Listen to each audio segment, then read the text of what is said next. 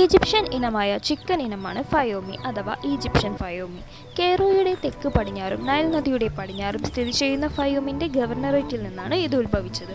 ഇത് ഒരു പുരാതന ഇനമാണെന്ന് വിശ്വസിക്കപ്പെടുന്നു. 1940കളിൽ ചില മുട്ടകൾ അയോവ സ്റ്റേറ്റ് യൂണിവേഴ്സിറ്റിയിൽ നിന്ന് കാർഷിക ഡീൻ ഈജിപ്തിൽ നിന്ന് അമേരിക്കയിലേക്ക് ഇറക്കുമതി ചെയ്തു. അവയിൽ നിന്ന് വിരിഞ്ഞ പക്ഷികളെ അമേരിക്കൻ കോഴികളുമായി വളർത്തുന്നു. അമേരിക്കൻ സ്റ്റോക്കിനേക്കാൾ ഈജിപ്ഷ്യൻ പക്ഷികൾക്ക് ബാക്ടീരിയ, വൈറൽ അണുബാധയേക്കാൾ വലിയ പ്രതിരോധമുണ്ടാകുമെന്ന് വിശ്വസിക്കപ്പെടുന്നു. 1984ലാണ് ഫയോമി ആദ്യമായി യുണൈറ്റഡ് കിങ്ഡത്തിലേക്ക് ഇറക്കുമതി ചെയ്തത്. ഇതിന് 2 വർണ്ണ ഇനങ്ങൾ തിരിച്ചറിഞ്ഞിട്ടുണ്ട്.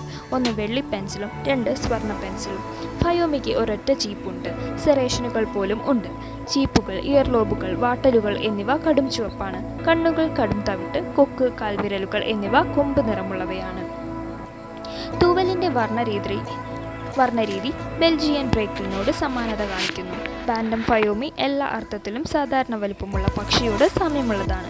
പക്ഷേ അതിൻ്റെ ഭാരം 400 ഗ്രാം ആണ്. ചൂടുള്ള കാലാവസ്ഥയ്ക്ക് അനുയോജ്യമായ ഒരു ഹാർഡി ഇനമാണ് ഫയോമി. ഇത് നന്നായി മുന്നോട്ട് നീങ്ങുന്നു. കൂടാതെ ഫ്രീ റേഞ്ച് മാനേജ്മെൻറ്റിന് അനുയോജ്യവുമാണ്. കോഴികൾ ചെറിയ ചെറിയ വെളുത്ത അല്ലെങ്കിൽ ക്രീം മുട്ടകൾ ഇടുന്നു. അവയെ ബ്രൂഡിനസ് പുള്ളറ്റുകളായി നൽകുന്നില്ല. പക്ഷേ അവ 2-3 വയസ്സെത്തുമ്പോൾ ആകാം. ഈ ഇനം പക്വത പ്രാപിക്കാൻ വേഗതയുള്ളവയാണ്.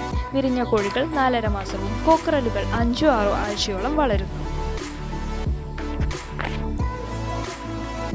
ഇതിൻ്റെ ഭാരം പൂവനാണെങ്കിൽ 1.35 മുതൽ 1.8 കിലോഗ്രാമും ബാൻഡം 430 ഗ്രാമുമാണ്. പിടയാണെങ്കിൽ 0.9 മുതൽ 1.6 കിലോഗ്രാമും ബാൻഡം 400 ഗ്രാമുമാണ്.